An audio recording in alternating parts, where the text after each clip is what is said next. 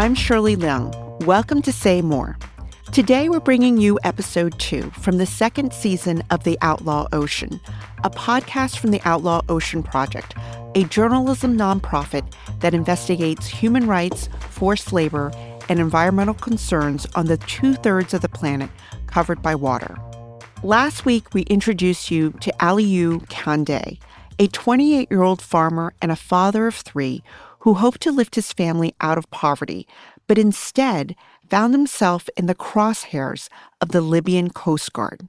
Today's episode picks up where last week's episode left off. So if you missed that one, I encourage you to go back and give it a listen. Okay, here's the show. Libyan Coast Guard, Hotel Bravo Golf Mike. This is the Maltese Search and Rescue Region. Malta Search and Rescue Region, not Libyan. What are you doing here? On June 30th, 2021, an NGO called Sea-Watch received a distress call from a vessel attempting to cross the Mediterranean Sea. The call came from a blue wooden boat with an open top and a small outboard motor.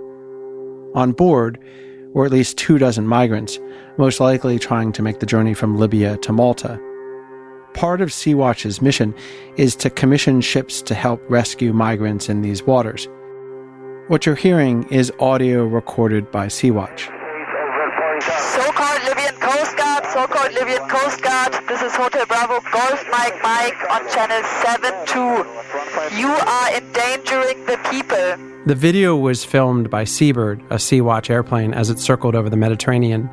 It was about 15 miles into the Maltese search and rescue area, well outside Libyan waters. Shortly after Seabird arrived on the scene, it spotted a Libyan Coast Guard vessel, the Ras Jadar, closing in. You are getting too close to the case. Over. You can hear the aid worker from Sea-Watch make radio contact with the Libyan Coast Guard. Please, leave off here because I need a migrant boat. Please. The situation quickly worsens. They're shooting. Yeah, they're shooting. Yeah. Please keep more distance. They're shooting into the water, probably trying to hit the migrant vessel's engine to disable it. So-called Libyan Coast Guard, please keep more distance. Don't shoot at the people. Keep a distance to the boat. Over. That's terrible. This is really bad. Yeah. They're shooting again. They're shooting again. So-called Libyan Coast Guard, stop shooting in the water. When the Libyan Coast Guard is unable to shoot out the migrant vessel's engine, they try to snag the engine with heavy ropes attached to a buoy. There's something they're behind. pulling something. No. Okay, they're trying to go in front of the boat now, and they have the chain in the water. Okay. So that the boat is driving into the chain. This is gonna be awful, actually. It's gonna be the boy. It's gonna be very awful. Finally, the Libyan Coast Guard resorts to throwing sticks and other debris. Were they throwing sticks at them? Yeah. I think they got them, no? They got them, yeah. The Ras Jadar buzzes by the migrant vessel in an attempt to capsize it. Get really afraid when they close like this, like... Oh. Did they stop? Yeah, that was a really close one though. They almost hit them. Hey. And again, Look how close it will be. Oh my god. Oh. After 90 minutes of attempting to disable the migrant small boat, the Libyan Coast Guard turns south and leaves the scene. These migrants were able to avoid capture by the Libyans and reach Italian waters. Thousands of other migrants that attempt a similar crossing aren't so lucky. They're successfully intercepted and brought forcibly back to Libya. From there, those migrants are often held in a network of secret prisons run by militias where exploitation, abuse, and death are common. Outlaw Kande, a young migrant from Guinea-Bissau, was among the unlucky ones. This is his story.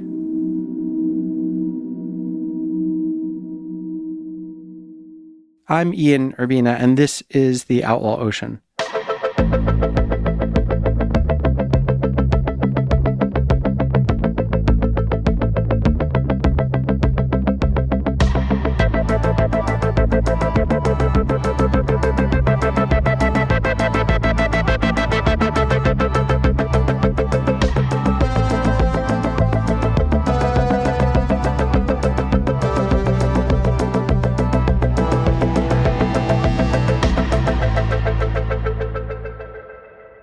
Aliou Kondé was a 28-year-old from a small village in Guinea-Bissau, one of the poorest countries in Africa. Like hundreds of thousands of other migrants from sub-Saharan Africa, Aliou decided to leave his village and make the dangerous journey across the Mediterranean to Europe. His hope was to get a job, send money back home, and provide a better life for his pregnant wife, 2 small children, and parents. He spent months traveling across Africa and eventually landed in Tripoli, Libya. It's a popular launching point for migrants who can't afford shorter, safer, more expensive options. Aliou found under-the-table work as a house painter. After about 3 months, he had saved enough money to pay a trafficker to take him to Italy.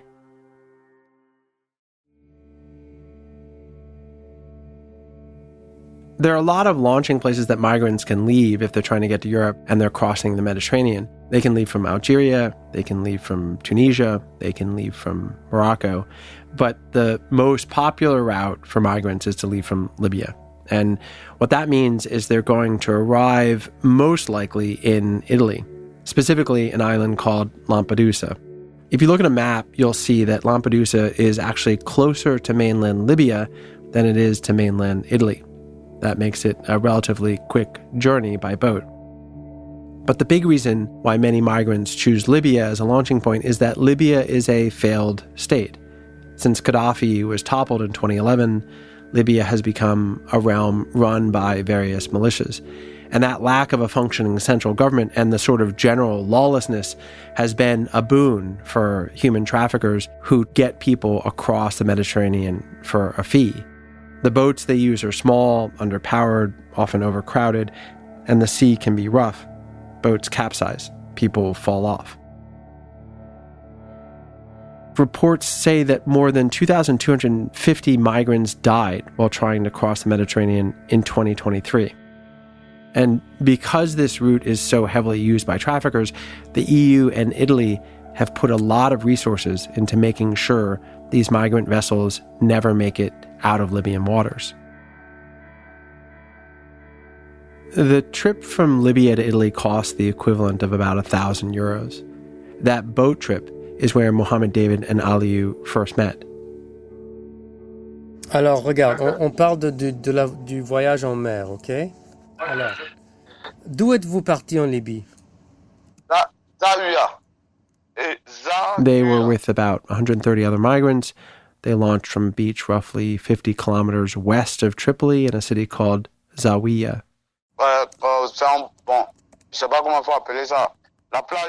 The migrants weren't carrying much. They had maybe a small baguette, some juice, and a couple of personal effects like a change of clothes or a copy of a Quran. Around 10 p.m. on February 3rd, 2021, they climbed into a small rubber boat and pushed off. One thing to understand about these crossings is that the trafficker's boat isn't always intended to make the entire trip. The idea is that the trafficker gets the migrants out into the Mediterranean and then calls for help. Ideally, a bigger, more powerful ship, maybe one belonging to an NGO or maybe a merchant vessel, will respond and take the migrants the rest of the way. But it's that first part of the journey, the trip from Libyan soil to international waters. That's the most dangerous part.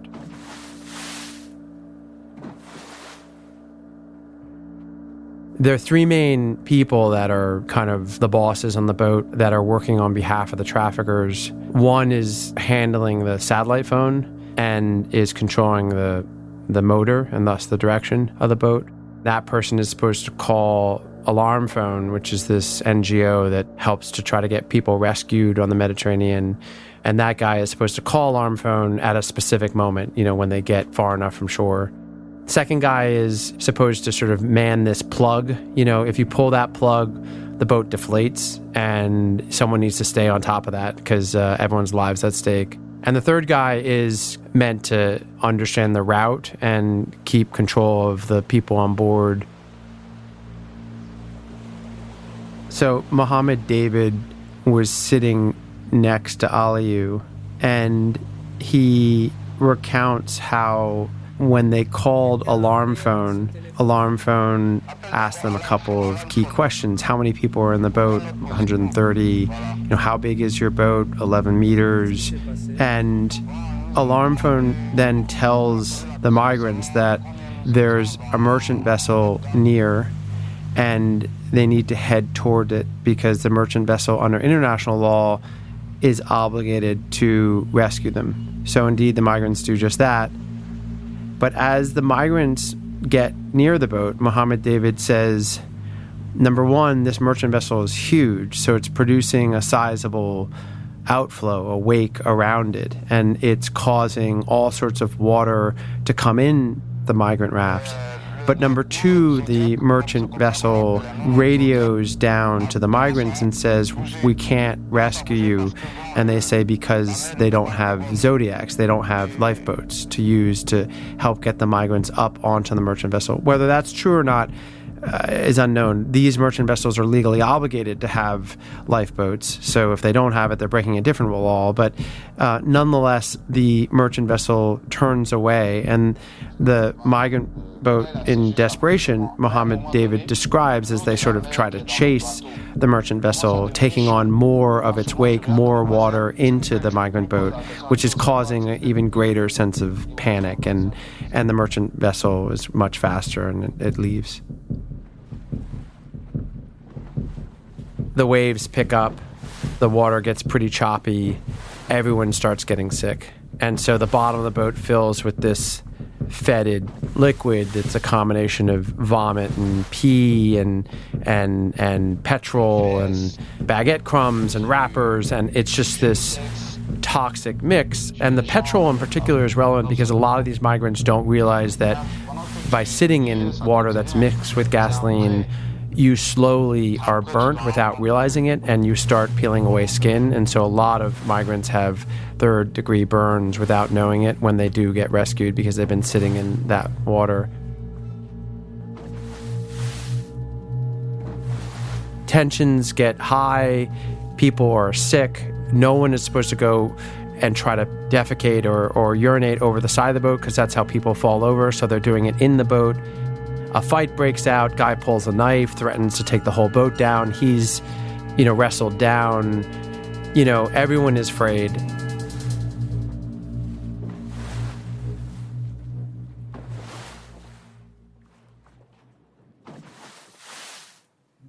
Around 5 p.m. the next day, the migrants noticed a plane overhead. They were about 20 hours into their journey and pretty far out into the Mediterranean. So plane traffic isn't something you typically see. What air traffic anyone might see out this far over the water are planes that either belong to NGOs or planes that belong to the European Union. So let me explain this a bit. So on the one side, you have NGOs, groups like Sea-Watch. Sea-Watch operate a single plane. It's called Seabird. Their job is to spot migrants and coordinate rescue attempts. The other types of aircraft out there are those that belong to the government. Mostly, these are aircraft and drones operated by Frontex, which is the European Border Patrol Agency. And that agency operates a huge fleet of aircraft, pretty much 24/7 patrols over the water. When those drones and government-run planes spot migrants, they call in the information of the location to coastal states like Italy and Malta, and those countries then report that information to the Libyans. The Libyans then go and capture the migrants. So the flow of information is totally different. One set of information from the NGOs goes towards rescuing them and bringing them to safety. The other information from the far better resourced 24/7 patrols, mostly by drones, goes towards Italy and Malta, which then hands it over to the Libyans, who capture, arrest, and bring the migrants back to a place not of safety, namely Libya. Frontex also has a clear policy of not alerting NGOs in the area that would attempt to coordinate a rescue. Again, the strategy here is not about getting migrants to safety. It's about making sure they never reach European waters. So the migrants in Aliou's boat saw something overhead. It circled for about 10 minutes and then left. 3 hours later, they spotted a ship approaching quickly. Mohammed David told us that as soon as this new ship got close enough, they could see that it was flying a Libyan flag. People started to panic. Clearly, the Libyan Coast Guard had been tipped off and sent a boat out to intercept the migrants. During the time Aliou and Mohammed David were at sea, at least 30 emails were exchanged between Frontex and the Libyan Coast Guard. Now, what the substance of the emails was, and whether they were talking about the specific vessel that he was in, we don't know, because the Europeans won't release those documents to us. But we do know that as Aliou was attempting this voyage, there was a massive amount of communication happening between the Libyans and the Europeans. The official narrative from the EU and Libya is that this is a rescue. So the Libyan Coast Guard is rescuing these people, preventing them from being trafficked, preventing them from drowning. Now let's look at the events. This Coast Guard cutter pulls up. It first, over the loudspeaker, instructs Aliou's boat that they have to stop. They're in international waters. They don't have the legal authority to do that, but nonetheless they do. And they tell these folks they have to stop. Aliou's boat doesn't stop. The Coast Guard cutter then proceeds to ram the raft 3 times. This is a large boat ramming a tiny raft. Finally, the migrant raft stops. Then the migrants are told to climb aboard the Libyan Coast Guard vessel. And, obviously they're being told by men with guns pointing at them. As the migrants climb aboard, the migrants are hit with rifle butts and whipped with hoses and ropes and told to kneel down in the center of the Coast Guard boat. For any rational viewer, that's not a rescue. That's an arrest.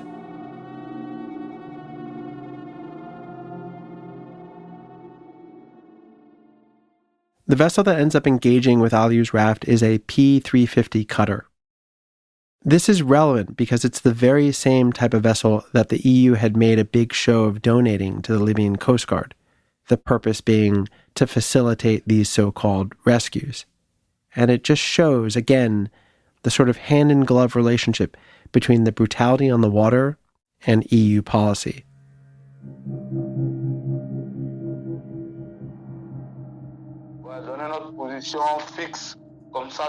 At this point in their voyage, the migrants are over 70 miles from the coast of Libya, which means they're officially out of Libyan waters. They're officially in international waters, which means the migrants don't have any obligation to listen to the Libyans.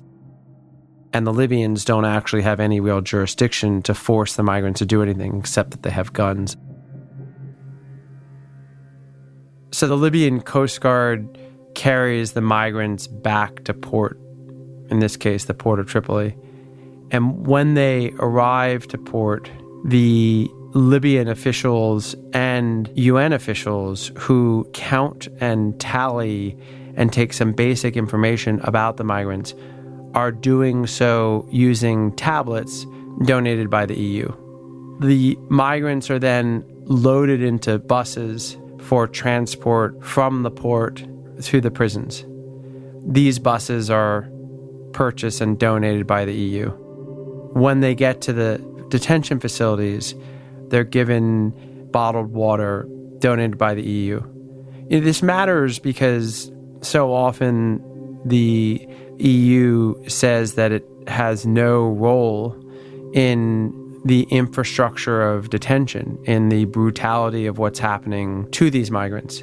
But if you actually look at each step of this process, from their capture, who gave the boats, who gave the intel as to where they are, who gave the petrol to run those boats, who bought the tablets to count them up, who bought the buses to transport them to the prison, and on and on and on, all that is EU.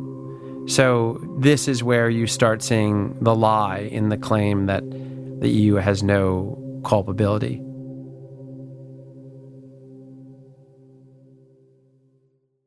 I spoke with Salah Margani, the Libyan justice minister from 2012 through 2014, and this is what he said to me. The Europeans like to cast themselves as the saviors, and their narrative, and that of the Western press is often, at least in subtext, that the Libyans are savages and they're doing awful things in the stateless place called Tripoli to these migrants. And what the Libyans will tell you is, wait a minute, first of all, we wouldn't be engaged in this kind of migration control if it weren't for the Europeans. So the Europeans are being dishonest and trying to act like this isn't all their orchestrated and funded and equipped mission. And secondly, they are not engaged in a humanitarian mission. They, the Europeans, are engaged in a migration control mission. They don't want these people in their country, and they're paying us to do their dirty work. Look, there's some truth in what they're saying, at least to my ears. The amount of arrivals in Europe and in Italy has decreased drastically, and the amount of departures has not. Those numbers continue to go up, and that's hugely because of the work of the Libyan Coast Guard. So that's success if all you care about is the mission of migration control. If you actually believe the humanitarian rhetoric and that you're worried about the migrants themselves, then this has been a policy disaster, because where those people that are getting captured are ending up is in a place worse than hell. And the extortion rates, the murder rates, the abuse rates, and the sheer number of bodies in those facilities has gone through the roof because of all the captures.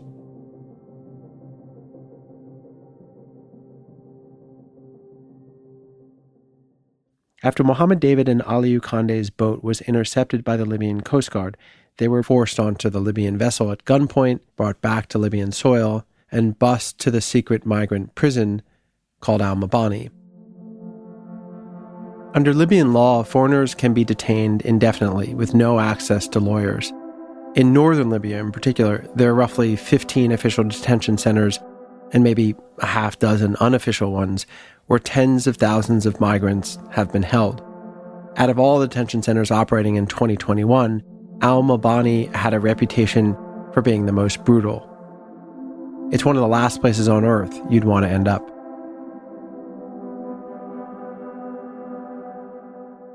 Aliou was brought back to Al-Mabani and placed in cell block 4. The walls of the cell were covered with graffiti, things like "Soldier today, soldier tomorrow, soldier for life. A soldier never retreats. With our eyes closed, we advance. God only knows our victory."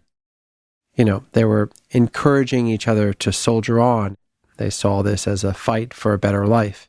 But I think the soldier metaphor, the war metaphor, also says something about the stakes for these people.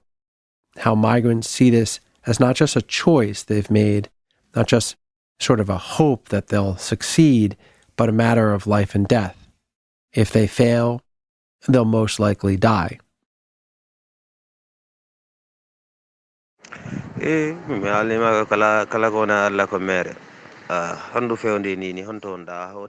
Aliou managed to sneak a cell phone inside the prison in the waistband of his pants. He used it to send his brothers, Hakaria and Denbas, a voice message from inside his cell. Aliou tells them that he made it through Tunisia to Libya, but was caught trying to cross to Italy. He asked his brothers to call their father in Guinea-Bissau and to let him know that he's been taken prisoner. So officially, there's a federal government in Libya, but in reality, the federal government consists of warring militias. Just within the city of Tripoli, there are different militias that control different neighborhoods and different federal agencies. And migrant detention is the spine of militia control and finances. All the detention centers are run by militias, and it's a booming business. So I think it's important to understand the business model of these migrant detention centers like Al-Mabani, and how the migrants are used for profit by the Libyan militias that control them. On the simplest level, the migrants are extorted. The fastest way out of one of these places is to simply buy your way out. And so the beatings and the food deprivation and the captivity and the crushing their sense of hope is all for the purpose of getting them to become more and more desperate so that when a guard comes by and offers them access to a cell phone to call their loved ones, they're that much more aggressive in trying to get someone to send the requisite $200 or whatever it is to get released. Another way the migrants get used by the militias is as forced labor. This could be as part of a legally sanctioned system where businesses and individuals are allowed to essentially rent the migrants for use on farms, in factories, or wherever. This is old-style slavery, and the Libyan militias profit significantly from it. Migrants are also sent in groups to aid militias in their war efforts. So there are cases where migrants are taken out of detention centers and moved to frontline battle posts where they work on fixing military vehicles, stacking artillery, whatever job is needed. One of the major consequences of Libya's lack of a functioning centralized government is there's basically no accountability for these detention centers. Because these are militia-run, there's no ability to actually engage with the people that operate the facilities. These places are operated in darkness, in secrecy, and as a result, they're especially inhumane and brutal. And al-Mabani had a reputation for being the worst of all.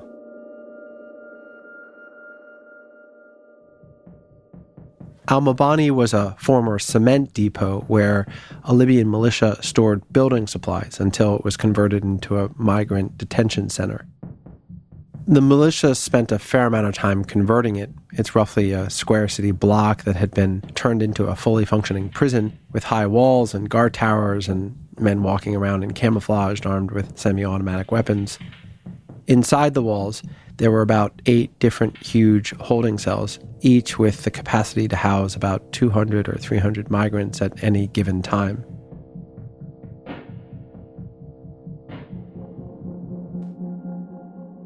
Aliou was in cell block 4.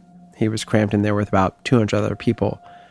There were so many people in that cell that there was barely any place to walk.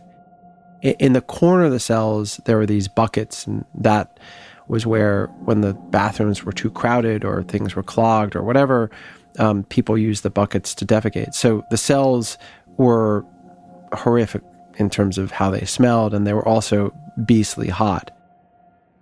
Overhead, there was this hum of fluorescent lights, and in the rafters on the roof, there were birds that were nested there, and so occasionally there were bird droppings and feathers that would sort of cascade down over the migrants. It's a tense place, hot, sweaty, not a lot of food, people sick, scared, and layer onto that, you have all the sorts of tensions that you can imagine to exist on the outside world are only intensified inside. So you have a dozen different countries all crammed in there together. And so you had, different religions, different tribes, different ethnicities, different nationalities clustered in a place where fuses were quite short. So fights were common.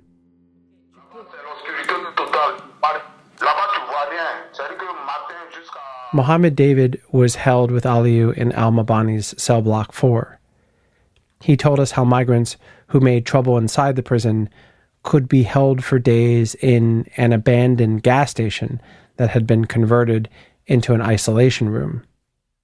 The isolation room was pitch black for most of the day. It had no bathroom, so prisoners had to defecate in a corner. The smell was so bad that the guards wore masks when they visited.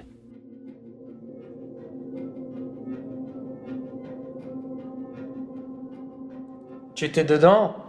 Oui, j'ai été là-bas. Qu'est-ce qui s'est passé là-bas? Mohammed David told us that he was taken to the isolation room after he organized a hunger strike to protest how the migrants were being treated. When asked what happened to him inside, he said, quote, "A lot of atrocities, a lot of wickedness." He told us the guards had strung him up upside down and beat him.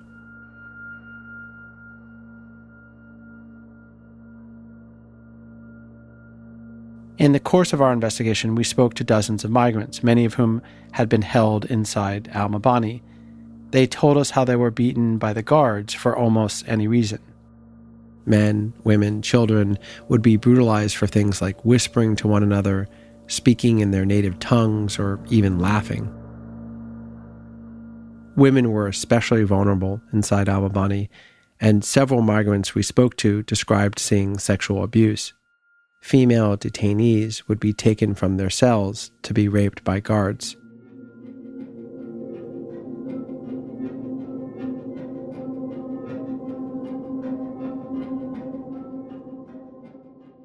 I went to Tripoli with Pierre Qatar, an editor named Joe Sexton, and another filmmaker named Maya Doles. We were supposed to be given a tour of Al-Mabani, and we'd actually gotten that commitment in writing. But instead, we got, the runaround for 3 straight days, and at that point, we sat down and said, look, it's pretty obvious we're not getting into Al-Mabani, so what might we be able to do instead to get visuals of this brutal, invisible place? Because visuals really move the heart, it moves the public. It's what you need to produce to really show the true existence of something in journalism. So we found this surreptitious way to get close enough to Al-Mabani that we could launch a drone for the purposes of filming the facility.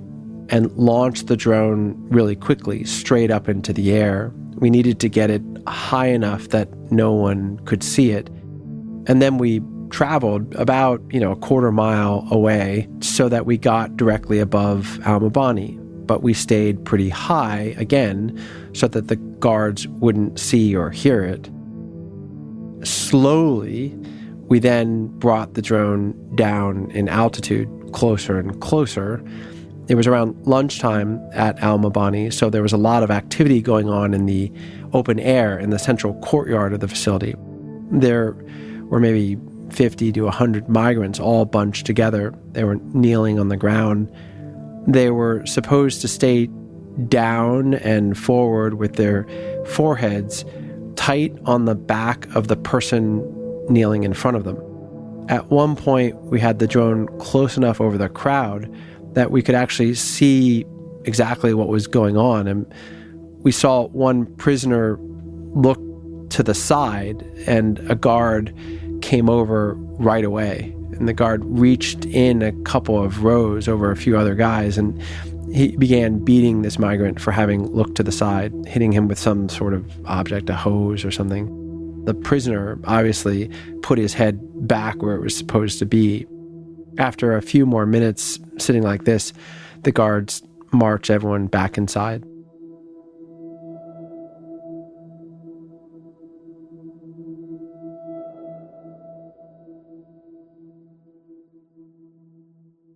When the shooting happened, does he know roughly how long he had been in Al-Mabani? Combien de temps tu étais déjà à Al-Mabani? Ça fait 2 mois et demi que j'ai passé avant en prison. 2 mois et demi, 2.5 months. Okay. That's Martin Luther. He came to us through Mohammed David. The two of them are friends and spent time together in Al-Mabani. Mohammed David had told us that Martin Luther had kept a detailed journal of his time inside the prison.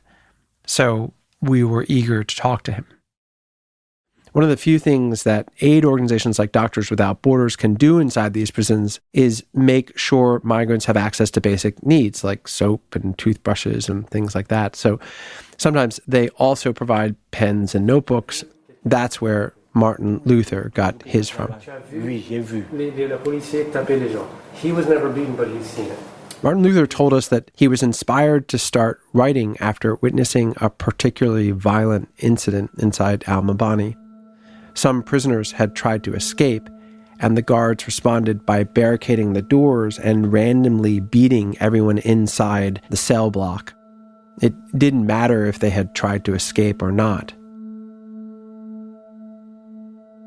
Martin Luther had been in Al-Mabani longer than anyone else we spoke to, and he was able to give us some pretty incredible insight into what daily life was like inside the facility.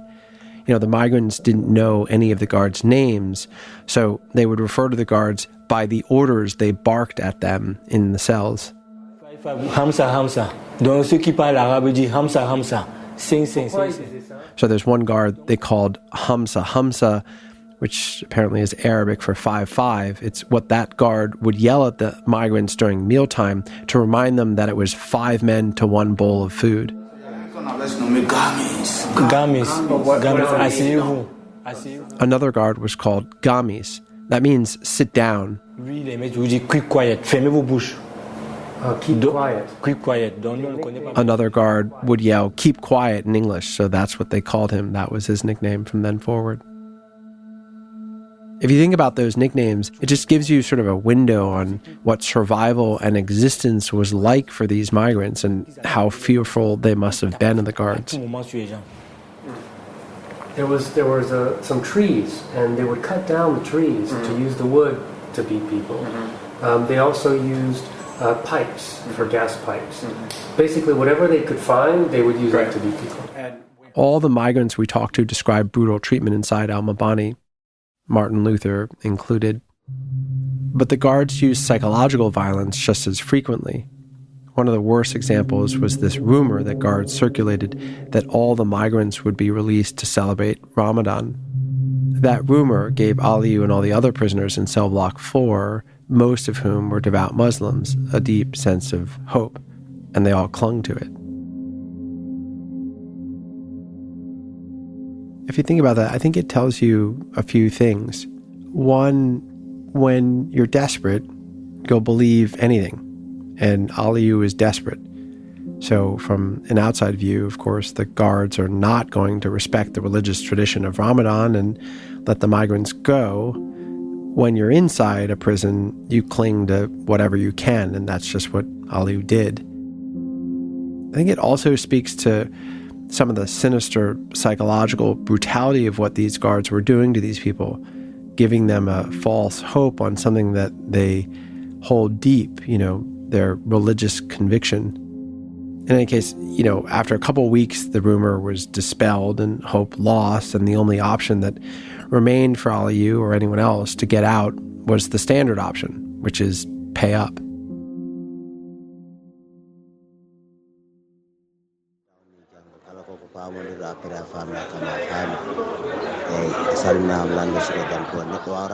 What you're hearing here is a voice message that Aliyu Kande sent his family from inside al-Mabani.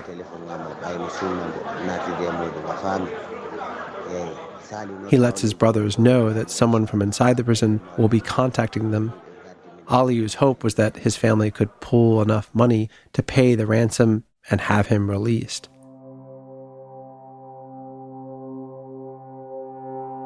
One of the other prisoners inside cell block 4 was a guy named Suma. Suma had ingratiated himself to the guards and earned some extra privileges. He had access to a phone, so he was the guy you spoke to if you wanted to arrange a ransom payment. Suma would call your family and tell them what they needed to do to get you out. On April 7, 2021, Aliyu Kande arranged for Suma to call his 2 brothers. Aliyu believed he would soon be free. Before he went to bed that night, he found his friend, Mohammed David. Mohammed David told us what happened next. Around 2 a.m., Aliyu woke up to a loud noise. Several Sudanese detainees were trying to escape. They were in cell block 4 with him, and they were trying to pry open the door. Mohammed David woke up and approached the Sudanese and said, "Don't do it. It's a terrible idea. It's never worked before. We've just gotten beaten." But the Sudanese were resolute. They were going to go through with it, and so they just kept working on the door.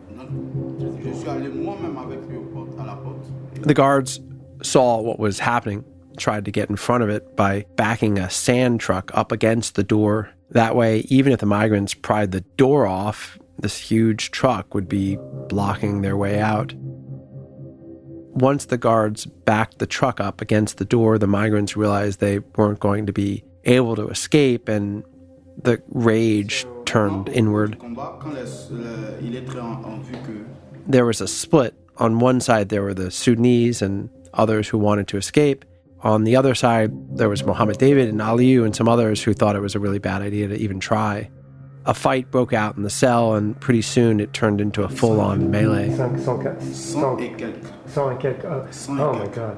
So basically, when the fight broke out, it was like 100 against 100. Okay. The Sudanese guys went into the bathroom. They began pulling rebar out of the walls, metal poles to use in their fight, and they began hitting other migrants in the head with it. Other migrants were grabbing chunks of cement and bottles of shampoo and anything else they could use as projectiles, and they were throwing it at each other. There were fist fights happening over here and over there. They were pleading with them, saying, help us, guys. We need something to fight with these guys. Help us, take us out of here. The brawl lasted roughly 3.5 hours, and the guards mostly sat outside egging it on. At one point, one of the guards even told the migrants, if you can kill each other, go for it. In the middle of this, Aliyu said, I'm not going to fight. I'm the hope of my entire family. I need to sit out. And he hid in the shower to try to bide his time and hope that things might calm down.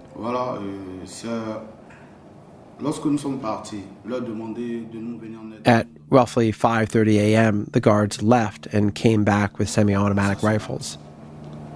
And then they started hearing, they kept fighting. And then they heard footsteps on the roof.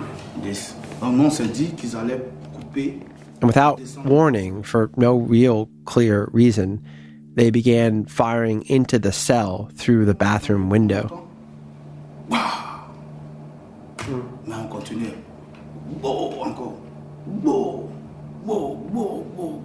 And all the shots were coming from through there. And for 10 minutes, they strafed the room.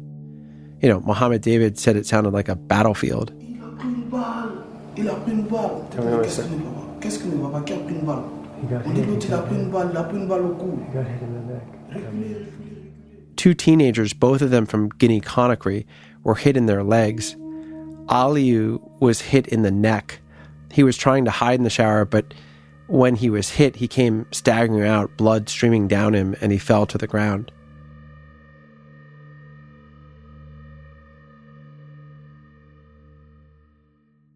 How many days between his boat getting captured and the shooting? How many days were there? 2 months, 4 days. 4 days. Aliyu Kande was shot and killed on April 8th, 2021. Mohammed David's 2-month imprisonment in Al-Mabani ended the next morning. Mohammed David told us that the shooting stopped once the guards realized that they'd killed Aliyu.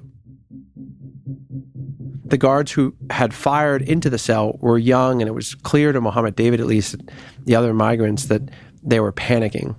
They quickly offered to free everyone in cell 4 in exchange for Aliyu's body. Si vous donnez le corps, on vous laisse partir. On dit non. They said, sorry, listen, we swear to God, if you give us the body, we will let you go. On vous laisse partir. C'est ça. They said, we swear, you give us the body, we'll let you go.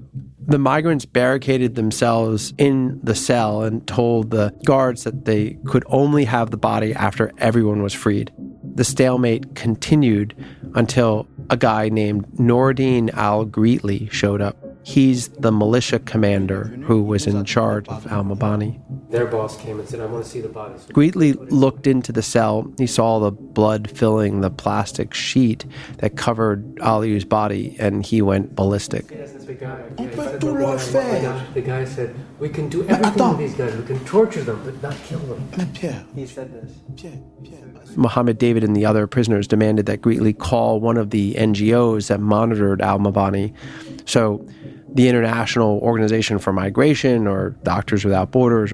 Greetli said that the NGOs couldn't do anything. He told them, we are the police, we are the law. He said, I promise. Je jure devant Dieu. I promise in front of God. Que vous allez sortir aujourd'hui. Mais laissez-moi vous parler. That you guys will leave today, you'll be free today, but let me talk to you. As the stalemate between Greetli and the prisoners inside cell block 4 continued, Greetli called in Suma to help negotiate. He's the prisoner I mentioned earlier who facilitated ransom calls and was friendly with the guards inside Al-Mabani. Suffice it to say, Suma was not well liked by the other prisoners. Okay. So when he came back, he said, guys, I know you don't trust me. I know you think I'm on their side, but I'm telling you, today, you're going to be free. But I want you to... Suma promised the other migrants that if they walked out calmly, without causing more chaos, they'd be allowed to leave Al-Mabani safely. Okay, so then they all go running out. They walk or run or run? They run. Run. Yes. Everyone? Yes. This 300 personnes, 300 people. 300 quelques personnes. And this was what time of day? Donc Souma était devant nous. Suma was in front of them. À quelle Lui, il heure courait. C'était aux environs de 9h. Tout au plus 9h. 9 o'clock. And then when did everyone disperse? And were people... Arrivé quelque part ici, on s'est dispersé. Everyone just dispersed? Yes. Right when they were around here. And people ran from here all the way, Yes. or they walk here and then they start running? Run. You, Run? tu cours depuis là, Mais cours, dedans. like vite cours, Vite, vite. like pas jogging. No. Sprinting. Aïe, aïe, aïe, aïe, aïe, All aïe. men. All men. Yes, Tous tout le les monde, hommes, tout le monde. Okay, okay. And there would have been people seeing on the street in traffic at 9 a.m., right? Il y a des personnes, il y a des voitures.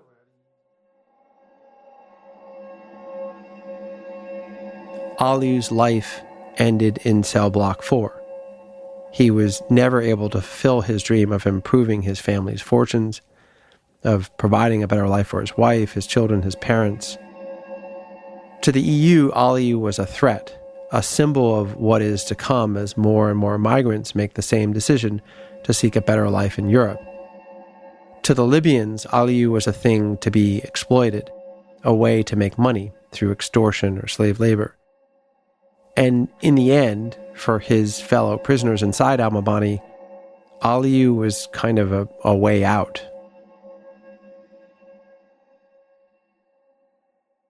My team had been in Tripoli for about a week, looking into Aliu's death and trying to learn more about the network of migrant prisons like Al-Mabani.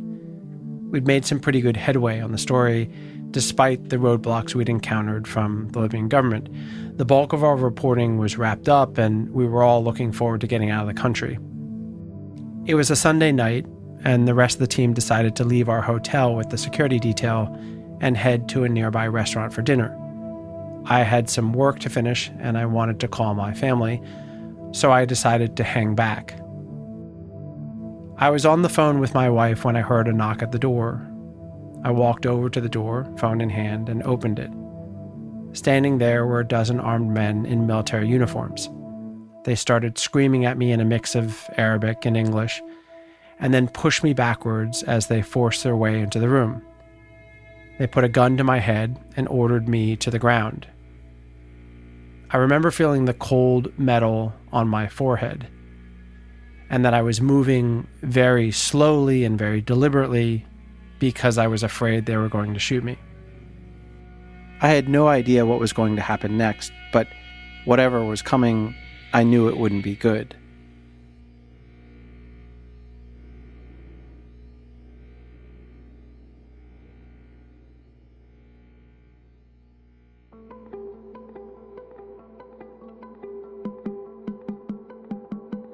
This series is created and produced by the Outlaw Ocean Project.